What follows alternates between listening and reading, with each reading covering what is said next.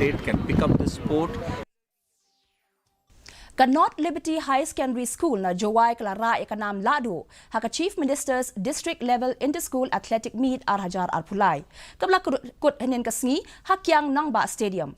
Yakani ka program lapanya da kashlem trekam o District Sports Officer West Jaintia Hills District haringkat ka jingatray lang bat ka West Jaintia District Sports Association WJDSA. Ka North Liberty High Secondary School kalakur hado khat pratli kita kamaksiar pra kita kamarupa bat henrio kita kamarnong.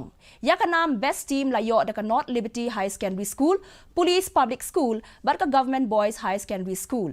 Ka St. Mary's Mazzarello Girls High Secondary School kalayo padiang yakanam best disciplined school. Hagani ka sngipen kut yakate ka program layadon lang MLA ka Jowai uba wailat miki shalla na lorki weipan.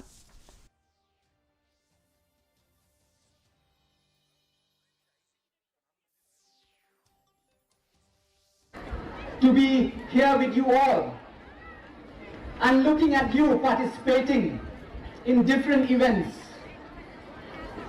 I'm very happy and I'm confident that many athletes will come out and bring laurels to our district in the near future.